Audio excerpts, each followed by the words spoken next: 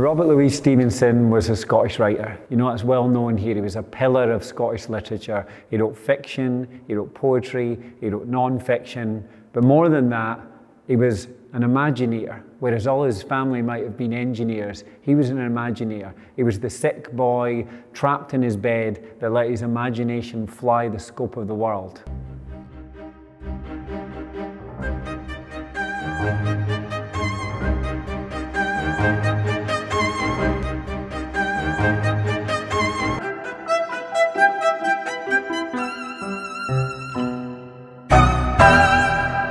Robert Louis Stevenson was a writer who was born in Edinburgh in 1850. He died in 1894.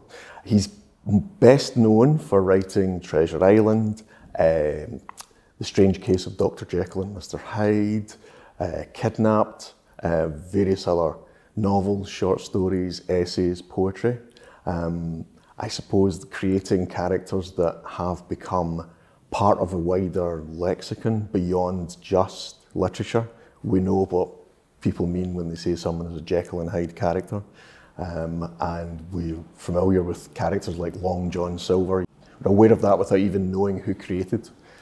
My mother, who was a mathematics teacher of mathematics, insisted that I, as a 10-year-old boy, should start reading a book called Treasure Island, which I thoroughly enjoyed, and then asked for more, and she said, oh well, Kidnapped is also written by Robert Louis Stevenson. I'd read that and devoured that as well. And then a third one called The Black Arrow, but I wasn't so impressed with The Black Arrow, and so put the books back on the shelves and more or less forgot all about Robert Louis Stevenson. He was a sick kid, you know, he was sort of restrained to his bed a lot of the time. Probably the person he saw most in this world was Cummy, his nanny, who instilled, I guess, a discipline in him and a wonder in him, but also had this sort of strict religious view on the world, which he ended up warring against for a lot of his childhood, in the same way that he maybe warred against his parents. Stevenson's childhood, he spent much of the time suffering from issues with his lungs. What could either be bronchitis or perhaps tuberculosis, it's not entirely clear, but he was certainly sick for quite a large part of his childhood, in a way that perhaps gave him the opportunity to read more and to think about writing at a young age. And certainly he looks back on his childhood fondly. His nurse, he was particularly close to, although her strict religious beliefs did engender in the young Stevenson, you know, specific nightmares about notions of hell and certain aspects of the kind of more Calvinistic ideas. But I think for the most part, he probably looks back on it as a fairly happy childhood. Stevenson was a very sickly child, spent a lot of his days in bed. We associate his days with a book, a collection of poems, The Land of Counterpane, the counterpane being the quilt on top of the bed.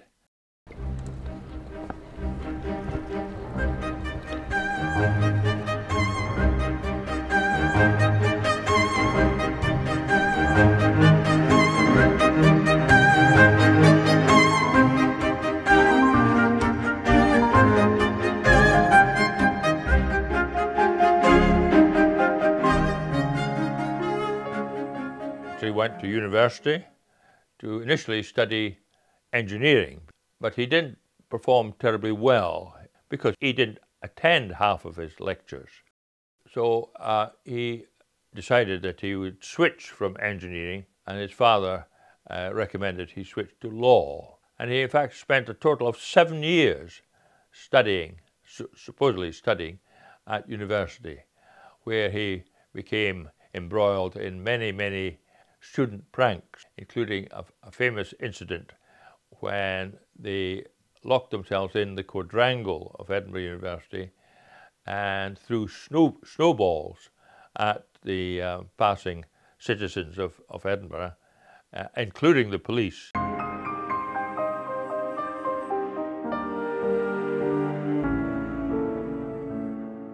His family had this incredible legacy of designing some of Scotland's, nearly all of Scotland's, most life-saving lighthouses. But for Stevenson, he was more interested in what the lighthouse in the remote island was as a story, as a plot from that perspective. I guess he wanted to be anything almost but an engineer by the time he reached his adulthood.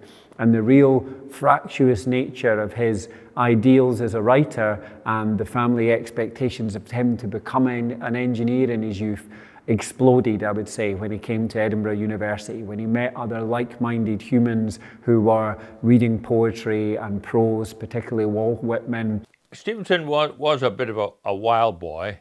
He was very critical of the Victorian times that he was living in.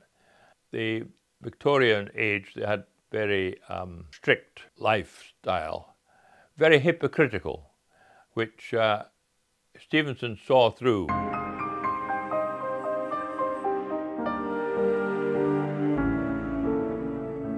I'm really personal about the love story that Stevenson has with Fanny Osborne, who was his wife, but at one point his wife-to-be, the fixation of his imagination, because he met her in a place called Grèze in France. And Fanny was like 10 or 11 years older than them and had like an aging daughter. And I guess the expectation was that Stevenson would fall in love with the daughter. But there was something about Fanny that he called the bosom woman that just completely encapsulated him, sort of lit a fuse inside him. And he spent years chasing her because she was actually married at the time, fleeing a philandering husband.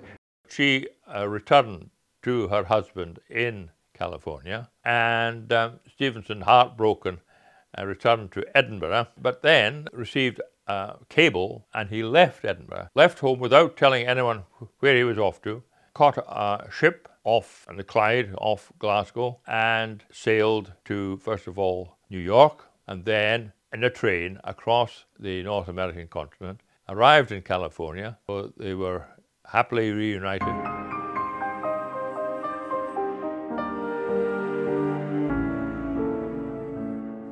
Liable to be beaten upon by all the winds that blow, to be drenched with rain, to be buried in cold sea fogs out of the east, and powdered with the snow as it comes flying southward from the Highland hills.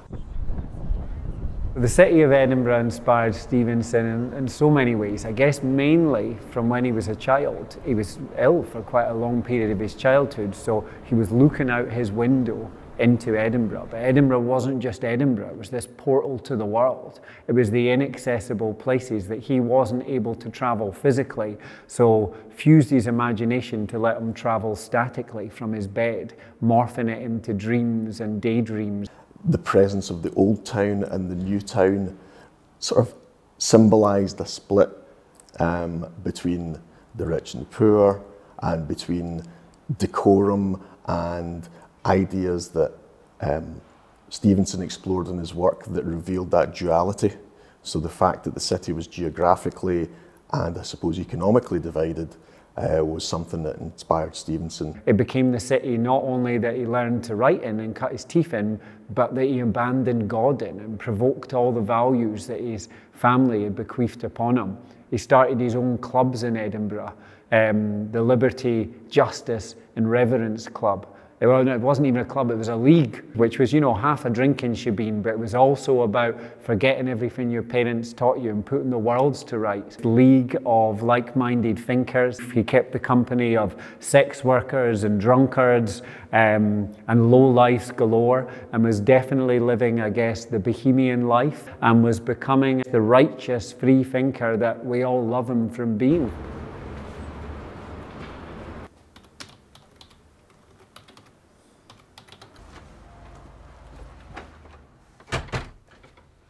Hi. Hello. And the true realism, always and everywhere, is that of the poets, to find out where joy resides, and to give it a voice far beyond singing. For to miss the joy is to miss all.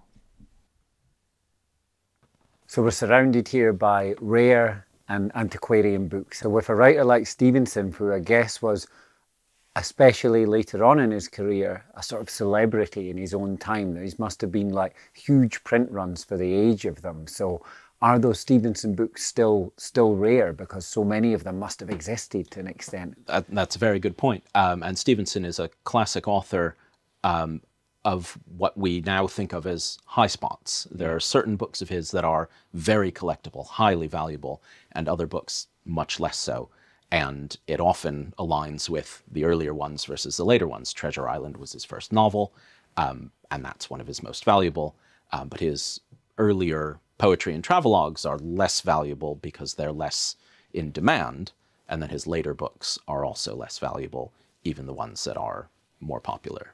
There's lots of material that someone interested in Stevenson can pick up, even in first edition, for a few tens of pounds, because so many copies were made, they're still around on the market. Treasure Island was Stevenson's first published novel, and was a roaring success once it appeared as a book. It was actually originally serialized in a magazine under a pseudonym of Captain George North, which pirate adventures were a bit less literary, and Stevenson may have wanted to distance himself from it a little bit.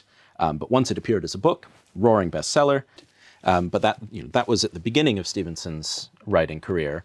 By the end of his writing career, he was so famous and well known that every new book he produced was already coming out to match a set of his works.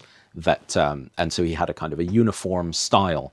I mean, this is all that you're able to get, but there must be so much with every writer that disappears, whether they get frustrated and throw it into a fire or toss it aside, and there must be all of these hidden elements of their books that never came to be. You get the finished product, but there must be so much romanticism about what we nearly got. That's absolutely true. And Stevenson wrote a book that was the genesis of Jekyll and Hyde, a full manuscript, and ended up burning it. And then, possibly under the influence of some sort of stimulant, in a fever pitch, rewrote the entire story in a few days. And that became Jekyll and Hyde. Yeah, that's a story I'd heard a lot about as well. I think he maybe got some particularly mordant critique back of Fanny on the first draft, and then the story was that he threw it in the fire so he didn't feel the temptation to revisit it and to edit it, but actually would start entirely from scratch and go through it all over again. We have a museum here in Edinburgh called the Writers' Museum, which features 3 Scottish writers: Burns, Scott and Stevenson. And of course, for me, the best of these is Robert Louis Stevenson.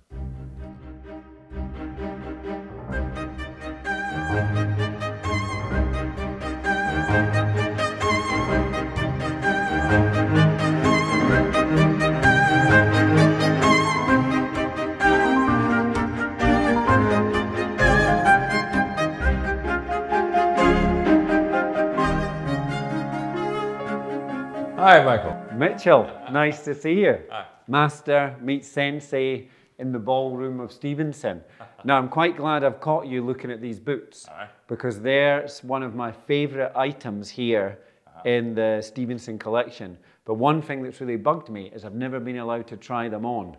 I wonder if someone with special Stevenson privileges, you've been allowed to try the boots with. But you're going to go for the boots without the cap. The two go together, you can see in these photographs there. Yeah. Well, I'd take the full fandango, actually. I mean, that's one of the things about Stevenson that I like the most, is he was a proper sort of fashionista. I think he looked great, he moved great, he was a stylish man. And of course, the velvet jacket, which he was known as he went around Edinburgh in his black velvet jacket. I guess one of the questions, being surrounded by all of these Samoan artifacts and Stevenson stuff, I think about is what do you think Stevenson would have been like today if he was still around? Maybe if he stumbled into this room and saw all of his stuff around him, would he think this is a good depiction of how he lived his life in Samoa? Well, I wonder if he would approve of our collection.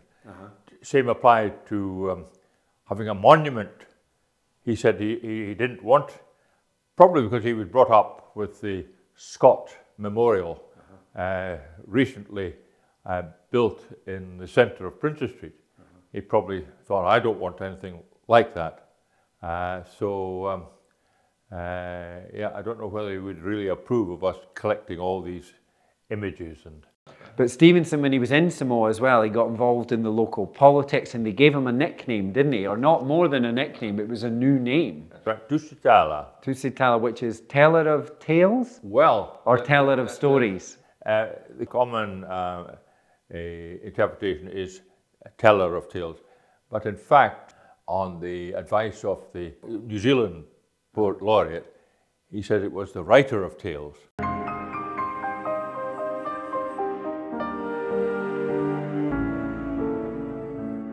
He was doing a lot of these moves in terms of moving as far as Samoa and to these hot climates because of his health. You know, he had this real bronchial problem, and it improved quite a lot when he went over to these hotter climates. So he moved over there essentially for his health with Fanny, but it was also doubling down with this sense of adventure. He had this adventurer spirit, and by this point Stevenson had become a bit of a celebrity, so the myth of Stevenson was rising high. So the fact that the author of Treasure Island would move to a veritable treasure island halfway across the world just added sort of fuel to the fire of who Stevenson was.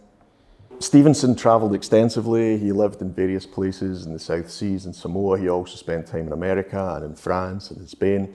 But many of his books that were written in these places did have to do with Scotland. He would often go back to the sort of Jacobite time, the 1745 uprising.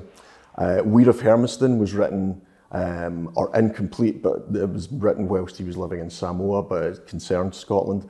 I think there's a balance between the material that he wrote whilst living abroad, in which sometimes it would deal with local mythology, local folk tales, but he was still writing about Scotland at the same time. So it was as though his imagination was both where he was, but also where he had come from at the same time.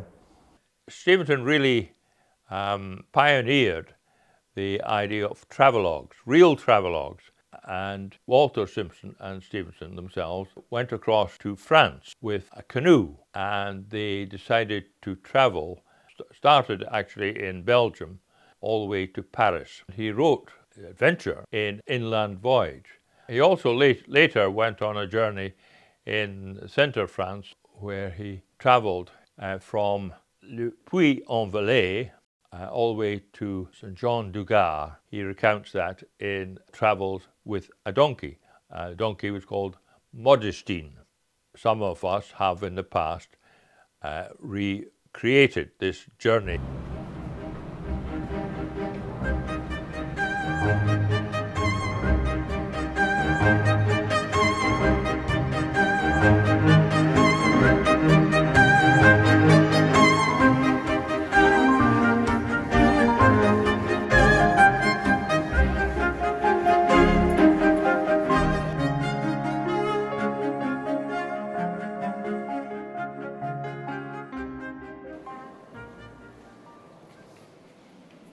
In each of us, two natures are at war, the good and the evil. All our lives the fight goes on between them, and one of them must conquer. But in our own hands lies the power to choose. What we want most to be, we are.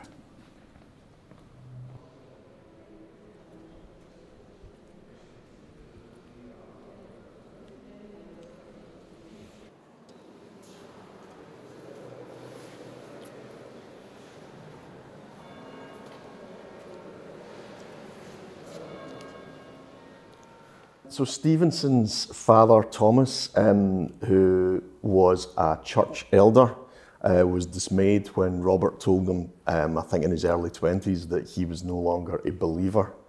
And that led to a big fallout. Stevenson, he talks at various points in later years about a respect for Christianity and for faith, and certainly there is the impression that much of his moral code is based on the Presbyterian upbringing that he had, but he was open about the fact that he was an atheist.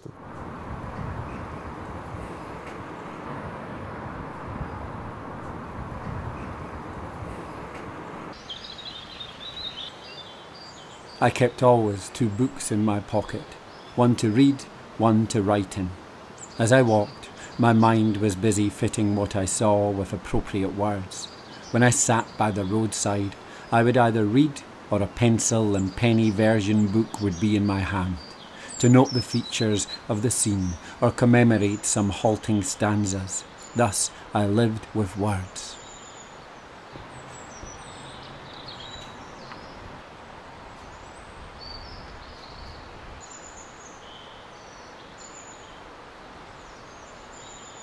So my favourite fiction book is The Strange Case of Dr. Jekyll and Mr. Hyde. And it's because of the duplicity of it. I mean, it's his whole notion of fictionalising Edinburgh, you know, as these two sides of this character. It's the sort of good and the bad in us, the settled and the restless, that sort of fractured human being that each creature is. For me, the character of Jekyll and Hyde is the character of Edinburgh. Think about its sort of demure, socially stale at times Newtown compared to the sort of rowdy, grotty, grotesque, but brilliantly infatuating underbelly of the city. And of course, Edinburgh, like some cities, has a veritable underbelly. There's this whole district underneath the pavement that we walk on, which the poor used to live in, that were sort of blamed for the plague of this city. So in these two characters, he's also capturing the ghosts, the guilt, the haunting of that. My personal Stevenson favourite is The Master of Ballantrae. It's arguably his darkest book. The character of James Dury is probably Stevenson's best and most complete depiction of a psychologically evil character, of manipulation, and he very much represents what was modern about Stevenson. You don't know Robert Louis Stevenson until you read all his letters, full of interesting details of his life and his interaction with people. If you really want to know Stevenson and what made him tick as an individual, read his letters.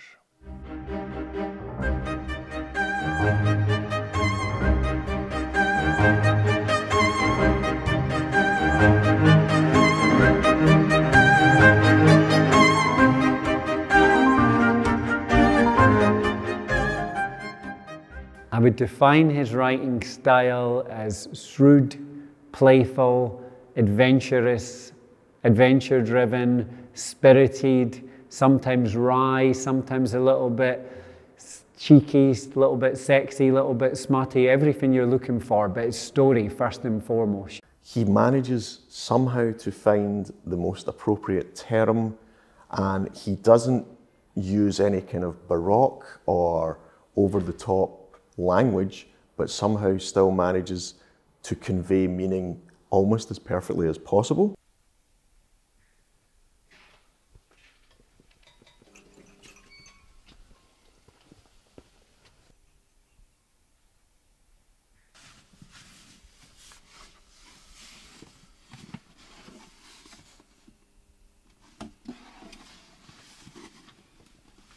Reading should be absorbing and voluptuous. We should gloat over a book, be wrapped clean out of ourselves and rise from the perusal, our mind filled with the busiest kaleidoscopic dance of images. Hi there, Colin. Hi, Michael. Look at this panoply of Stevensonian gold dust. Indeed, it's a wonderful array of early Stevenson material. Well, that's good, because I'm also going to hone straight in on this one, which I believe are the board doodles of Stevenson during a law lecture. Almost that entire narrative is played out on this single page, which begins with Stevenson taking notes at the lecture. He manages, what, 3 or 4 lines before he starts to doodle. We don't know who he's doodling, whether this was his lecturers or his students, but thereafter he then decides to write some verse. These are from him at like, what, 6, 7 years old? 6 years of age, yeah. Essentially told the story of the history of Moses to his mum, who transcribed it, which is, we have the manuscript in her hand here, and he won a competition. But the loveliest stuff is here, his own illustrations. So this is the Israelites going out of Egypt. Indeed. And it's amazing, you've got some of the pictures there, and we can see the massive contrast between Stevenson as a lawyer, almost wearing shackles, yes, in terms of how he has to dress there, compared to Stevenson when he's travelling the world, allowed to roam free. The manuscript collection here at the library, the main strength is in Stevenson's correspondence, and I think it's there that you see just how consistently brilliant he was. Even although we have hundreds and hundreds of letters, almost every one of them reads wonderfully. I love the poems, I love the fiction, but for me, really, my favourite thing about Stevenson and reading Stevenson was his letters, was his archives, was his epistles. I feel like him as a human being came out the most, bounced off the pages from them, and I'm wondering if you have any of the Stevenson letters here. Here we have, Michael, a letter to my dear Cunningham, and this was a friend of his, and he's writing in reply to Cunningham's letter about an article on Robert Burns that Stevenson had written. Am I allowed to hold this? Of course you are, of course. What's wonderful about that is, you know, when you think about Stevenson and his friendship, he's here saying you were right to criticise aspects of my article on Burns. Yeah, and he accepts that kind of advice because he respects Cunningham. Oh, wow. This is the first time I've seen Robert Louis Stevenson's signature inked in front of me, underlined, dotted on a page. There we go. And I feel the weight of it in a positive sense. Yeah. I feel grander for having held this. I'm absorbing something here. Yeah.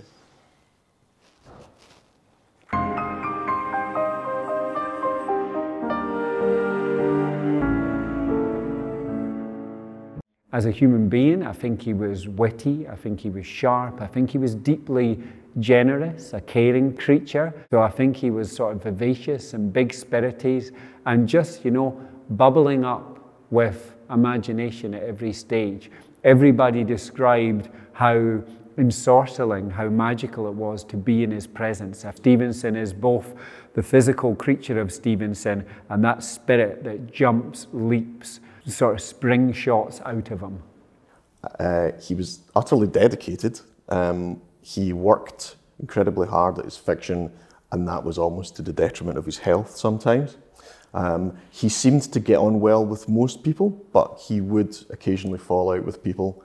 You know, if things reached a certain point, then he was capable of being direct in his opinions and standing up for what he thought he was right.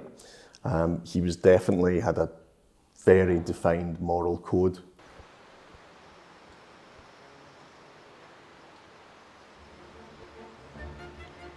Faster than fairies, faster than witches, bridges and houses, hedges and ditches, and charging along like troops in a battle, all through the meadows the horses and cattle, all of the sights of the hill and the plain fly as thick as driving rain, and ever again, in the wink of an eye, painted stations whistle by.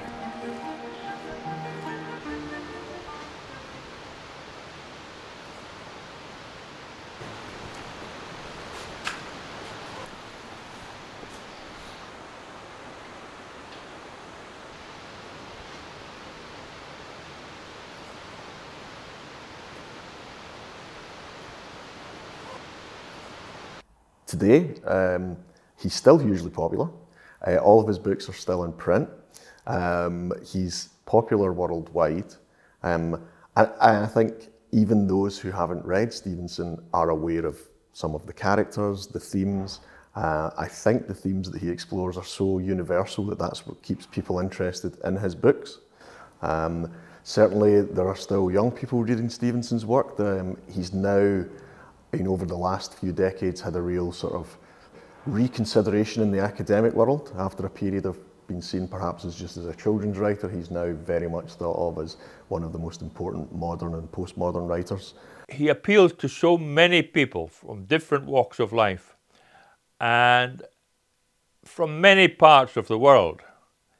I don't think there's be any other, well, who knows, Scots writer that is known and loved so much across the world as Stevenson.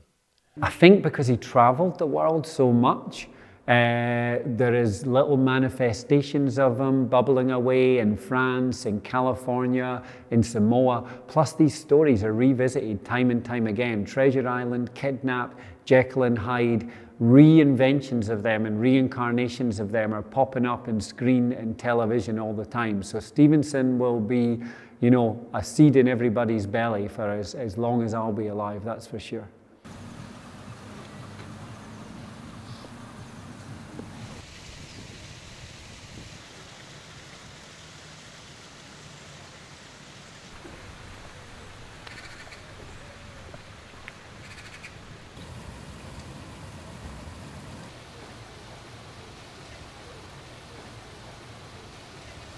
Under the wide and starry sky, dig the grave and let me lie. Glad did I live and gladly die. And I laid me down with a will. This be the verse you graved for me. Here he lies where he longed to be. Home is the sailor, home from the sea, and the hunter home from the hill.